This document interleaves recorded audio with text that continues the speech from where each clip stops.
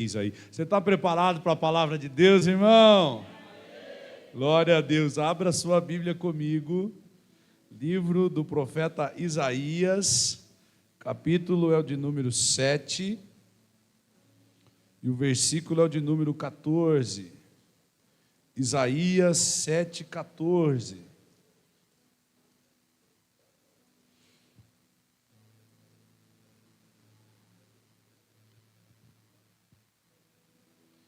Eu tenho um título para a mensagem dessa noite, e o título é o seguinte: Ele será Jesus. Repita comigo: Ele será Jesus, de quem Ele é Emanuel.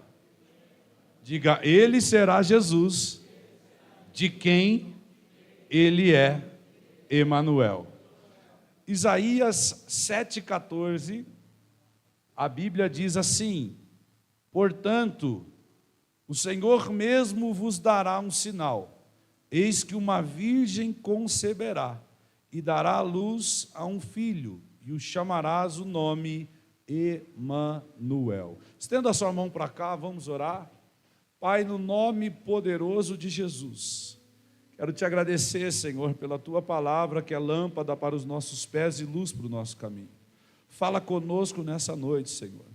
Os meus lábios se mexam neste lugar, mas que a voz do Senhor é que seja ouvida pelos nossos corações nessa noite. Que nós possamos sair daqui, ó Deus, melhores do que nós entramos. Que nós possamos sair daqui transformados pelo poder da Tua palavra, no nome de Jesus. Amém. Amém. Glória a Deus. Queridos, toda a escritura de Gênesis a Malaquias aponta para um lugar. E esse lugar nada mais é do que, na verdade, uma pessoa. De Gênesis a Malaquias, aquilo que nós conhecemos como o Antigo Testamento, aponta para a pessoa de Cristo. O Antigo Testamento profetiza, o Novo Testamento cumpre. Assim a Bíblia é dividida em Antiga Aliança e Nova Aliança. A Bíblia não é dividida para que você viva só o que a Bíblia diz a partir de Mateus. Não, a Bíblia é dividida para que você entenda que até Malaquias era apontado para algo, era profetizado a respeito de algo. A partir de Malaquias é o cumprimento dessas profecias. Glória a Deus. Desde que o homem pecou, o Senhor disse que viria aquele que feriria a cabeça da serpente. Glória a Deus por isso. E esse alguém se chama Cristo. Deus, através dos seus profetas, avisou que enviaria o Messias para salvar os homens, para salvar aquilo que se havia perdido. E Messias é uma palavra hebraica para designar Salvador ungido por Deus, que no grego foi traduzido como Cristo. Messíaca em hebraico, Cristo em grego, que é o Salvador ungido de Deus. Glória a Deus por isso. Por quê? Porque antes dele, outrora, andávamos perdidos nos nossos delitos e pecados. E sabe o que a Bíblia vai dizer? A Bíblia vai dizer que o salário do pecado é mas o dom gratuito de Deus é a vida eterna. Aleluia! Só que não há vida eterna sem Cristo, porque Ele mesmo diz: eu sou o caminho, eu sou a verdade e eu sou a vida. Ninguém vai ao Pai a não ser por... Agora, só para você ver como a Bíblia profetiza a respeito de Cristo e se cumpre em Cristo. Vocês lembram que no Antigo Testamento existia algo que era a sombra daquilo que havia nos céus, conforme Hebreus, que era o tabernáculo. O tabernáculo era dividido em três partes, três seções diferentes. Átrio, lugar onde se faziam os sacrifícios. Depois do átrio nós tínhamos para dentro da tenda, o primeiro estágio, o lugar santo, ainda tinha, onde tinha a mesa, o candeeiro e...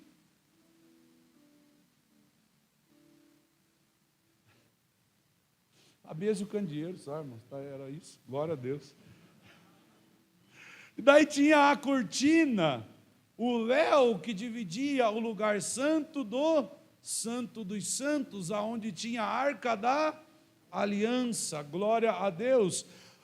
A história contava que nesse Santo dos Santos, aonde estava a Arca da Aliança, só poderia entrar o sumo sacerdote uma vez por ano. E ainda com expiação pelos pecados, porque se alguém entrasse naquele lugar em pecado, não saía de lá. Ali estava a presença de Deus. Quando Jesus morre, a Bíblia diz que o véu do templo se rasgou de alto a baixo. Aquilo que era acessível a apenas um homem, agora está acessível a todos os homens. A presença de Deus. Não tem mais véu, mas antes, note que tinha 3 portas.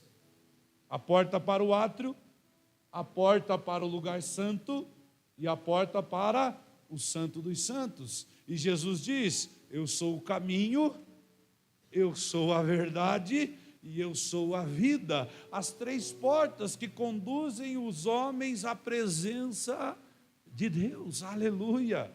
Glória a Deus por isso. Só que, quando Jesus apareceu aos judeus, os judeus esperavam a vinda do Messias, como estava profetizado no Antigo Testamento. Só que eles não esperavam um homem, muitas vezes, que andava contra a cultura religiosa do momento. Um homem que vinha com um discurso dizendo: olha, vocês falam tanto, mas vocês não fazem nada. Por que vocês estão corrompendo o meu povo? Por que vocês fizeram da casa do meu pai um covil de ladrões?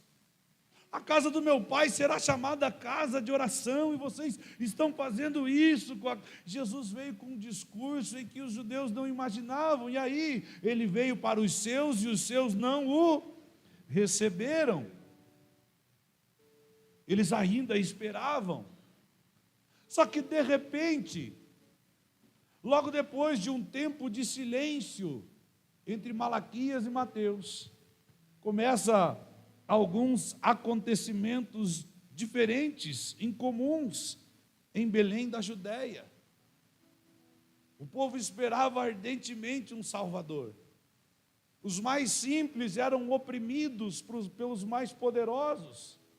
Nesse momento, a luta do povo judeu não era apenas uma luta contra a religião, mas também uma luta sobre um jugo de Roma.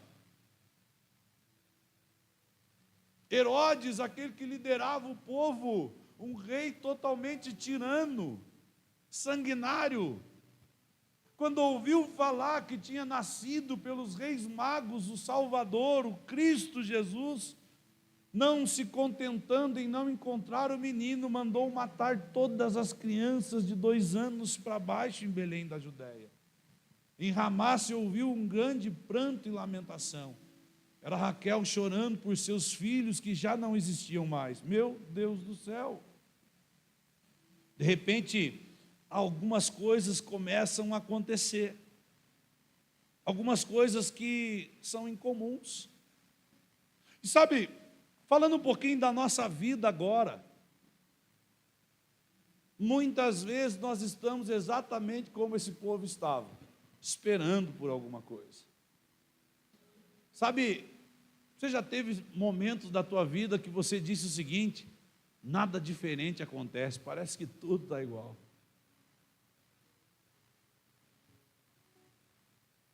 Eu levanto cedo, eu trabalho, eu vou para casa, eu faço serviço de casa, eu durmo, levanto cedo, trabalho, faço serviço de casa, eu durmo, levanto cedo, trabalho. E todos os dias parece a mesma coisa. Só que eu não sei você, mas eu tive sonhos de infância. Eu sonhava em ser um médico veterinário, irmãos. Eu sonhava em prosperar.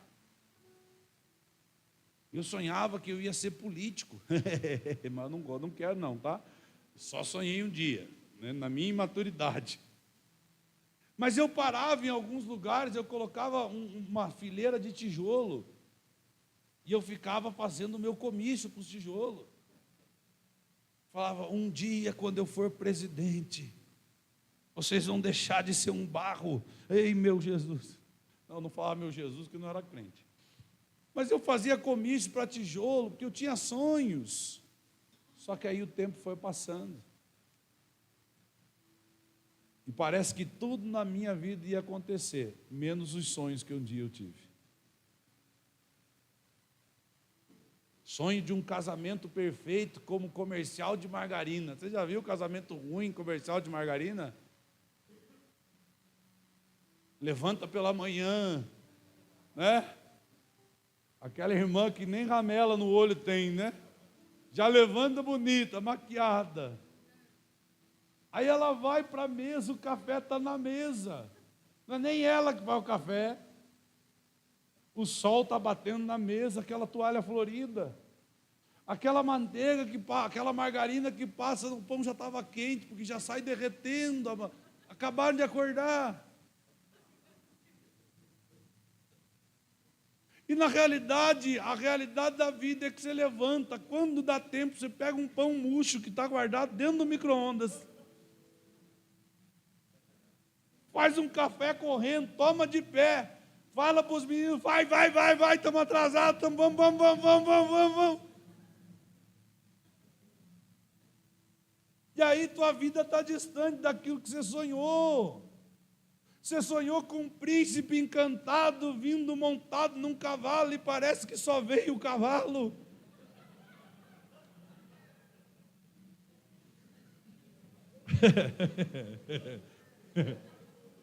Meu Deus, como Deus falou agora, hein, Jesus?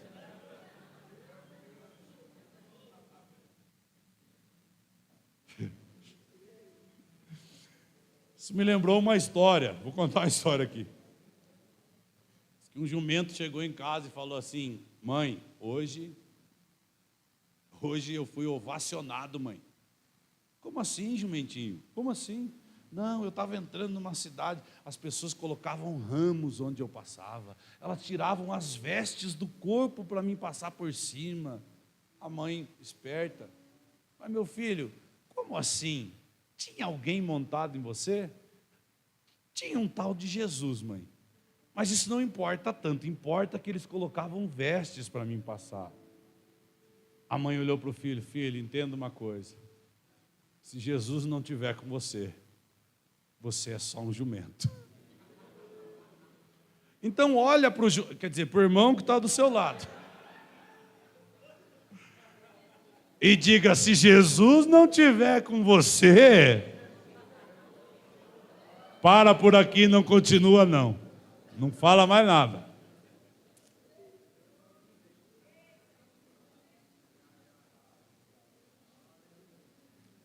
Mas de repente, em momentos que você está esperando, algumas coisas incomuns estão acontecendo, só que, por causa da distração, você ainda não está percebendo.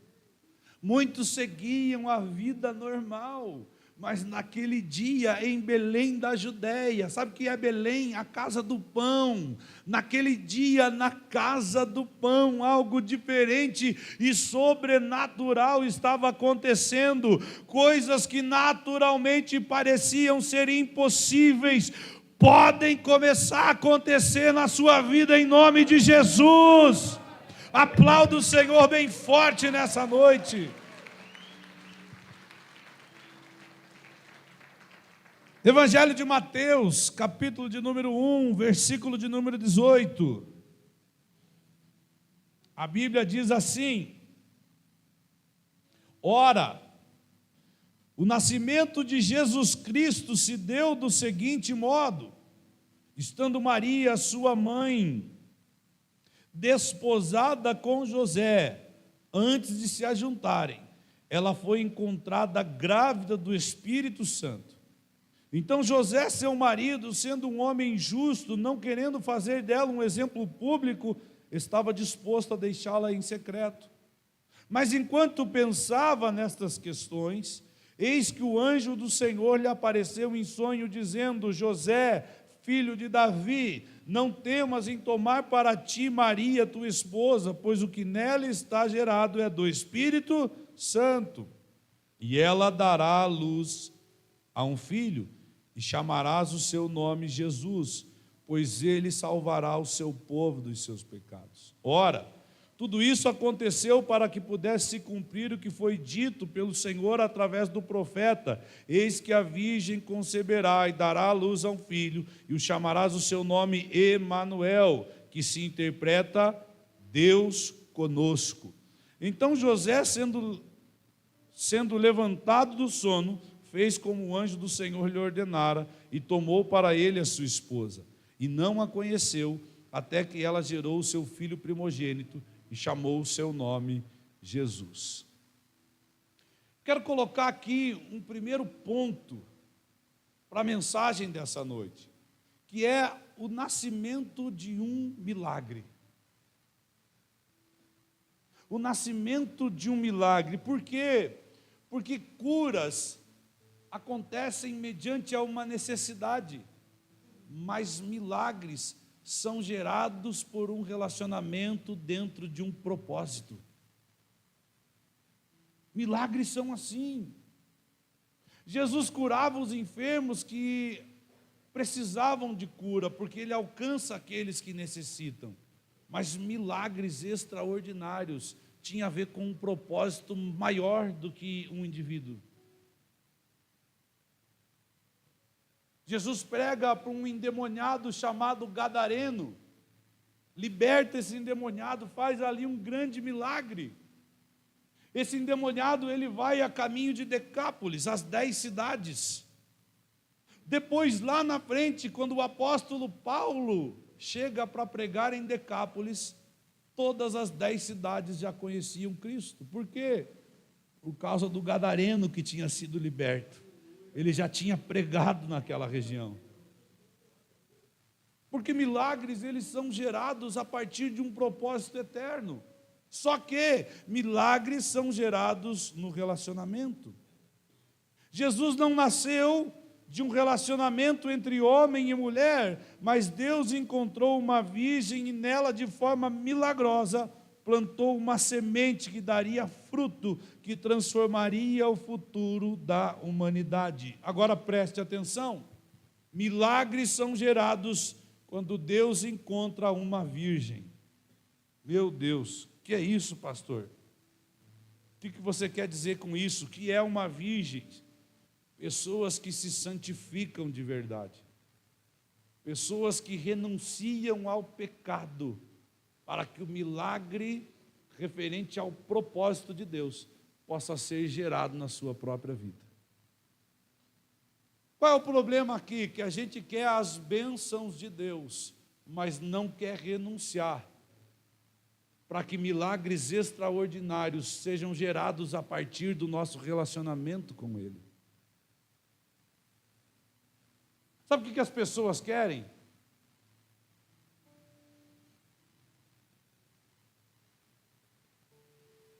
As pessoas querem um velho, um cajadão na mão, em que elas façam uma fila. O nome da fila, vamos dar o nome da fila, a fila da bênção. Que elas façam uma fila, e entre um de cada vez, e fale para Deus assim: eu preciso mudar a minha vida. E Deus toque com aquele cajado na sua cabeça e fale assim: a sua vida mudou, pode ir embora. A maioria das pessoas querem um Deus assim. Só que não foi para isso que Cristo se manifestou. Cristo se manifestou para restaurar o relacionamento entre homem e Deus. Deus não quer ser esse velho da cadeira. Ele quer ser o pai da mesa, que senta com os filhos e diz: conta aí como é que foi o seu dia. Olha, o meu dia foi difícil hoje, pai, mas eu tive a certeza que o Senhor estava comigo o tempo todo. E o pai responde: eu estava mesmo, eu estava lá com você, eu vi. Mas sabe, aquilo que você achou que era o momento mais difícil da tua vida, era eu livrando você de outro muito pior. Aquilo que você achou que era algo tão difícil, era eu preparando você para o que está por vir. Então ele não quer ser o velho do trono, ele quer ser o pai da mesa, que ouve todos, que conversa com todos. Mas quando a gente vem para o domingo só buscar a bênção de Deus, a gente não está buscando o pai da mesa.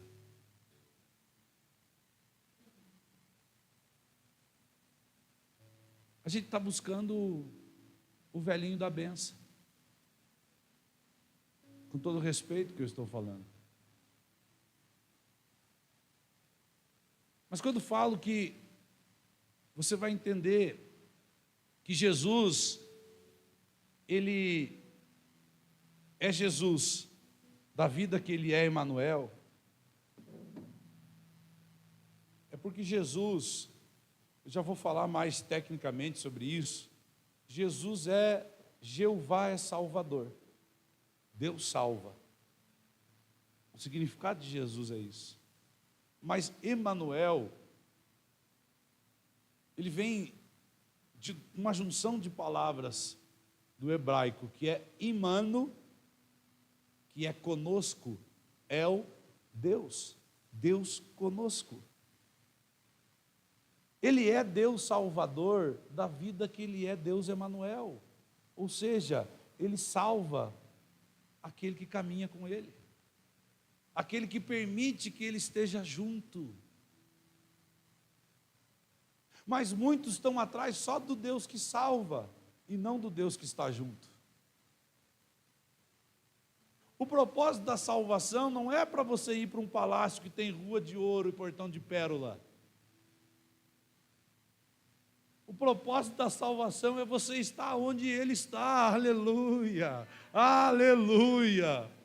Uma vez eu estava ouvindo o pastor Antônio Cirilo, há muitos anos atrás, pregando uma mensagem há 20 anos atrás, e ele diz o seguinte: se o céu tem rua de ouro, portão de pérola, anjo de 6 asas, mas se o Senhor não estiver lá, não é para lá que eu quero ir, porque eu quero ir para onde o Senhor está, aleluia. Então, o que são virgens na nossa geração? Pessoas que se santificam, pessoas que buscam a Deus, pessoas que renunciam às suas verdades para viver a verdade de Deus. Por quê? Porque conhecereis a verdade, e a verdade vos libertará. Agora não é a sua verdade, porque a sua verdade tem a ver com a sua cultura, com a forma que você foi criado, com a educação que você recebeu, com o nível de escolaridade que você tem. Essa é a sua verdade, mas a verdade do Senhor, ela continua sendo verdade geração após geração. Independente de quem está na presidência, ai pastor, eu não gosto desse, independente, quem te governa é o Senhor Jesus, aleluia, glória a Deus. Para que milagres aconteçam em sua vida, entenda que só será possível a partir de um relacionamento entre você e o Senhor. E se você quer viver mais do que os outros estão vivendo, vai precisar renunciar mais do que os outros estão renunciando.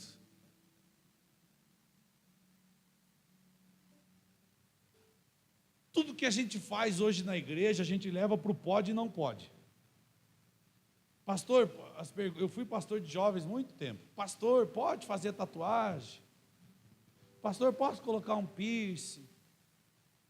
E aí, outras perguntas, que irmãos, pastorear jovens é um desafio.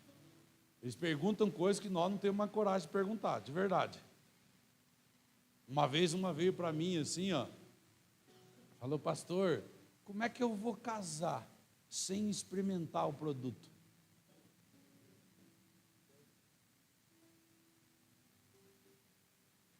E eu falei: e agora, Deus, o que eu vou falar? Já comecei a clamar dentro de mim: Espírito Santo, dá uma palavra. Quase que eu falei endemoniada de uma figa, sai daqui. Não, mas só me dá uma palavra,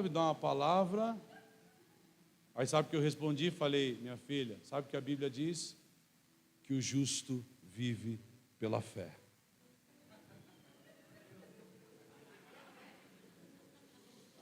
Se a tua fé não consegue alcançar nem isso, ela não vai alcançar coisa alguma na sua vida. E eu falei: tem mais.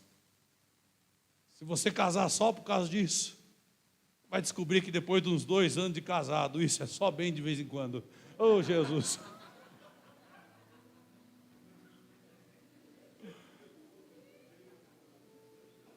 Quem é casado aí dá um glória.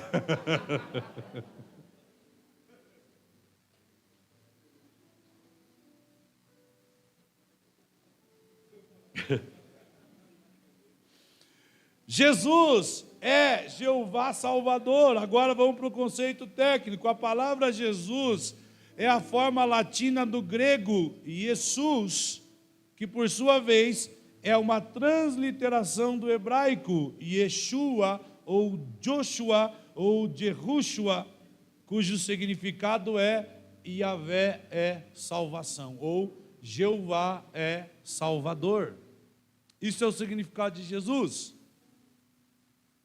E de verdade, irmãos, uma das qualidades do Senhor, uma das suas personalidades é que Ele é Salvador. O único capaz de salvar você. Se você for hoje, olha que incrível isso. Nada contra outras religiões, mas se você for hoje no túmulo de Buda, está escrito, aqui jaz o Buda. Se você for hoje no túmulo de Gandhi, está escrito, aqui jaz Gandhi.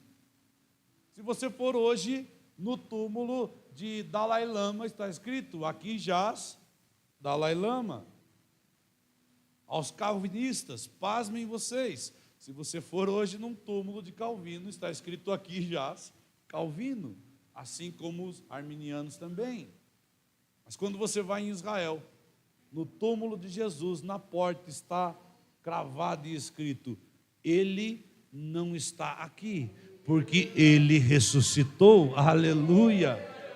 Glória, aplauda Jesus bem forte.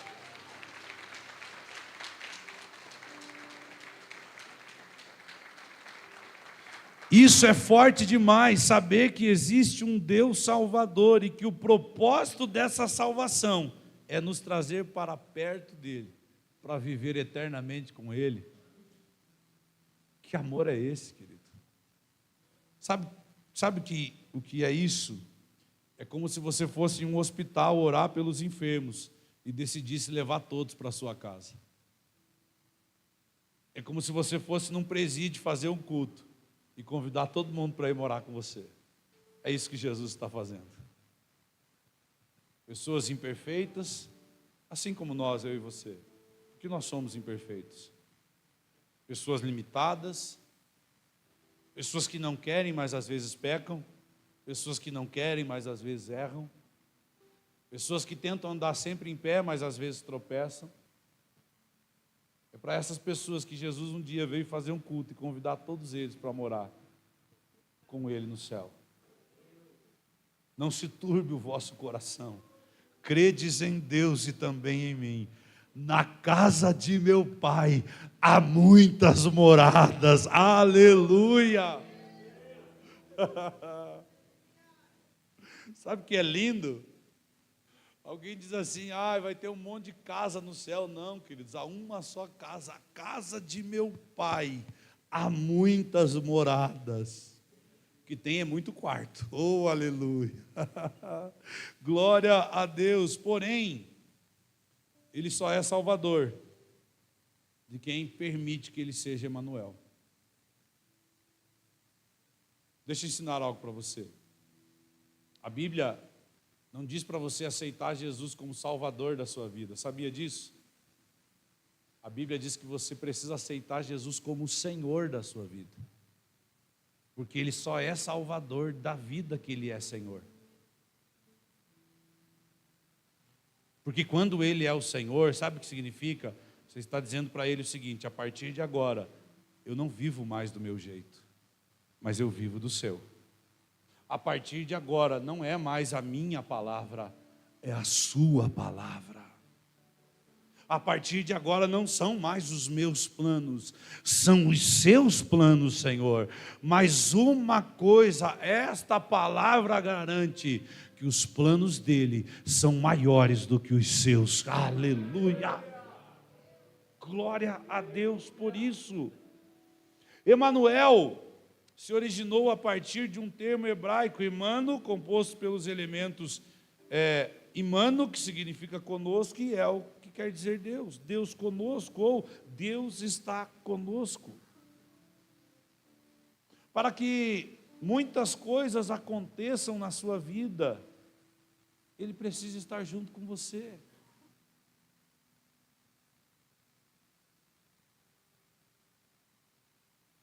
Vou contar uma coisa que talvez você não saiba. O inferno não respeita você. O inferno respeita quem está em você. O inferno não tem medo de você. Um dia estou eu indo no monte com os jovens, nós fazíamos caravana de monte, né? E quando é jovem, nem frio a gente sente, né? Depois de uma certa idade, até na coberta a gente está batendo queixo, né? Eu ia para um monte com os jovens, e um dia o jovem, pastor, hoje, jovem empolgado, né? Pastor, hoje nós vamos pegar o capeta pela cola, pastor. Eu falei, irmão, se eu der um abraço de Jesus, está tão bom para mim, né, que eu quero pegar na cola do capeta, irmão. Deixa o capeta, eu vou pegar em cola de capeta. Eu quero dar um abraço em Jesus. E eu falei, deixa eu falar uma coisa para você. Aí se juntou os jovens em volta. E Satanás, desde o princípio, está derrubando homens que viram coisas muito maiores do que nós vimos até hoje.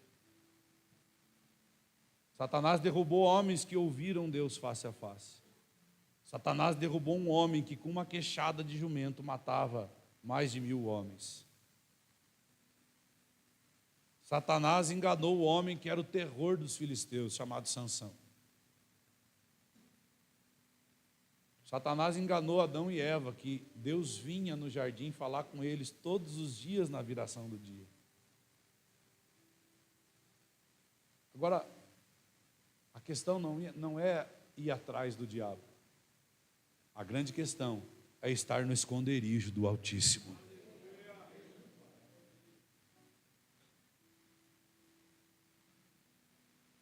Porque não é você que é grande. Não é você que é grande. Sabe o que a Bíblia diz? Que maior é o que está em você do que o que está no mundo. E quando eu falo de Deus conosco, é isso, deixar que Ele esteja com você aonde você estiver. Quando você senta na sua casa, na mesa com a sua família, deixar que Jesus faça parte desse ambiente. Quando você senta no seu carro, irmãos, eu comecei a minha jornada trabalhando como auxiliar de motorista de caminhão. Depois me tornei motorista de caminhão. Na época, na Coca-Cola, tinha um ajudante. Depois eu peguei um caminhão do concreto, que eu trabalhava sozinho no caminhão de concreto. O irmão Robson, que está aqui, trabalha num caminhão de concreto hoje, né? Tem mais alguém aqui que trabalha com betoneira? O Lucas também, está lá da Engemix, né? E sabe o que eu fazia? Eu levava todos os dias, a pastora comprava para mim um Veja, sabe? O Veja, aquele produto de limpeza. Vocês sabiam que existe, né, irmãos? Veja e um paninho. Todos os dias eu limpava o banco do passageiro, passava o cinto, para que Jesus andasse comigo naquele caminhão. Todos os dias. E eu fazia uma loucura ainda maior. Eu passava um cinto em Jesus, lá no lado, na janela, no banco do passageiro. Eu colocava a minha Bíblia aqui no banco do meio e passava o cinto na Bíblia. Por que eu fazia isso? Eu não sei, mas era profético. Era profético. Porque cada vez que eu ia passar do limite de velocidade, Jesus falava para mim, eu vou descer. Eu ia mais devagar. Me dava vontade de xingar alguém, eu olhava para aquele cinto passado. Falava, o senhor está aqui, né? Não vou xingar, não. Mas sabe, profeticamente, na minha inocência, eu preparava um lugar para que ele estivesse comigo o tempo todo. O tempo todo. Eu fazia cada loucura, irmão. Eu parava para descarregar um caminhão numa obra, e às vezes era no carrinho, Ou descarregar no carrinho era terrível, irmão. Ficava 3, 4 horas numa obra. Eu tirava o cinto de Jesus e falava assim: Senhor, vai descer, descarregar comigo, não vai me deixar sozinho lá não. Pastor, que loucura, eu sei. Mas Deus levanta as coisas loucas para confundir as sábias desse mundo.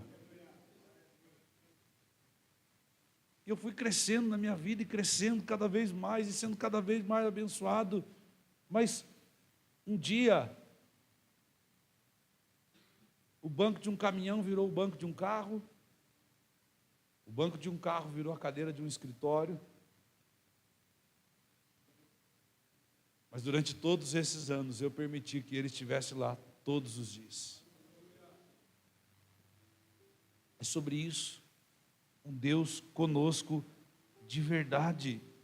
Essa é a boa nova do Evangelho, que Ele é Deus conosco. Ele é Deus conosco. Mas Jesus, Ele nasce. Mas para que Ele seja Deus conosco, é necessário que Jesus também cresça dentro de nós, assim como foi na história verdadeira. Ele nasceu, mas Ele precisava crescer. E existe aquilo que eu chamo de fator Herodes. Já preguei sobre isso aqui. O que é o fator Herodes? É um inimigo que se levanta para impedir o crescimento do menino. Sabe qual é o grande problema do inimigo? Não é que você aceite Jesus hoje, que o menino nasça para você. O grande problema do inimigo é que ele cresça dentro de você, que Jesus se torne grande, a ponto de que a vontade dele seja maior do que a sua, a ponto de você dizer um dia, como o apóstolo Paulo disse: não vivo mais eu, mas Cristo vive em mim. Mas todos os dias vão acontecer problemas, e às vezes inesperados, para impedir que o menino cresça dentro de você. Desafios, problemas,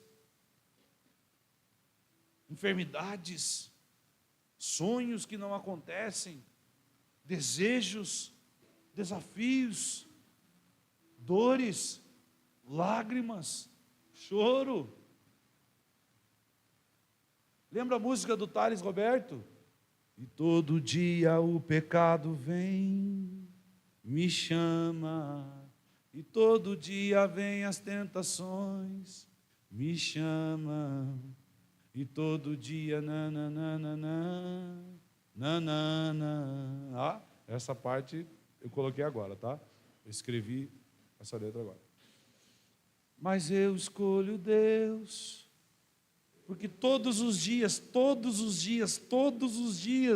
você vai ser tentado. E o propósito da tentação é impedir que o menino cresça, é sufocar o crescimento de Cristo dentro de você, para que você nunca se torne o homem e a mulher de fato que você nasceu para ser, porque você não nasceu para ser só isso que você é hoje. Como assim, pastor? Eu nasci para ficar rico? Eu não sei. Eu nasci para ter muito dinheiro? Eu não sei. Mas você nasceu para cumprir um propósito de Jesus nessa terra. Se esse propósito for que você fique rico, que você fique em nome de Jesus, e dê até um pouquinho para nós aqui, meu irmão. Mas cumpra o propósito que Ele tem para você. E todo dia vai acontecer alguma coisa para sufocar essa semente. Lá, na parábola do semeador de Mateus 13, existe à beira do caminho, a semente que caiu à beira do caminho. Existe a semente que caiu em lugares pedregosos. Existe a semente que caiu entre espinhos. E existe a semente que caiu em terra boa. Falando em proporção aqui, só 25% do que foi semeado produziu fruto.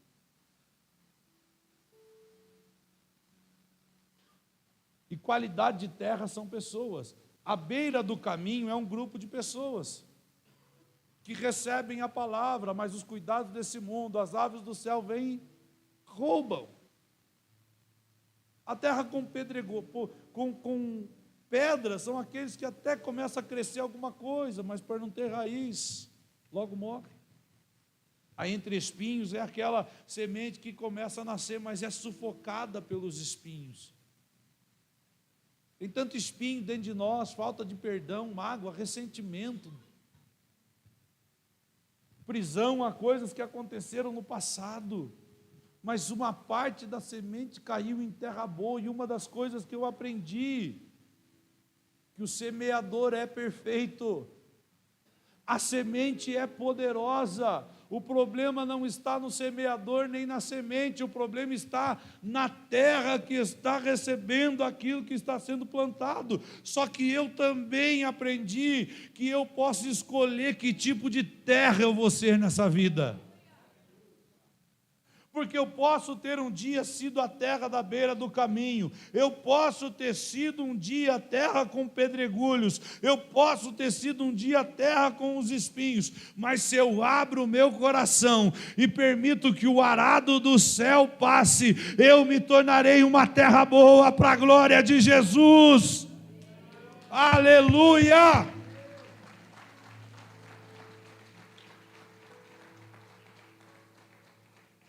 Gostaria de chamar o louvor aqui na frente. Temos ceia hoje.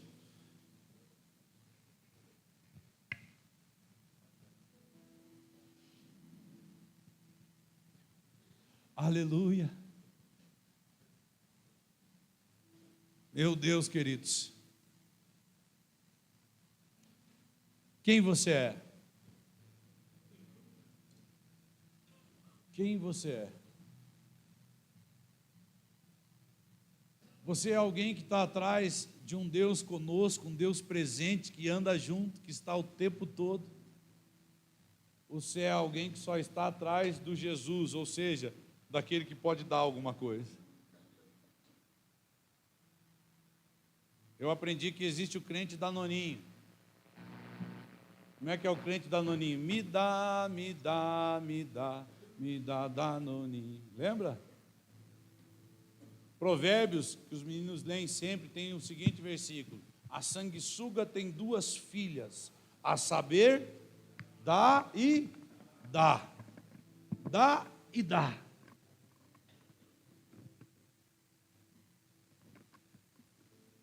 É difícil alguém que sai de casa e fala assim, na maioria das vezes as pessoas, hoje eu vim para a igreja buscar a minha bênção. É difícil alguém que fale assim, hoje eu vim para a igreja. Para quê, irmão? Para descobrir o que Jesus tem para a minha vida. Para descobrir o que Ele quer que eu faça. Porque eu não quero mais viver do meu jeito. Eu quero viver para Ele, por Ele, sempre. Aleluia. É esse grupo de pessoas que vai impactar a cidade de Colombo. É este grupo de pessoas que vai transformar essa geração. É esse grupo de pessoas que terão filhos sarados na presença dEle. É este grupo de pessoas que vão orar e milagres sobrenaturais vão acontecer.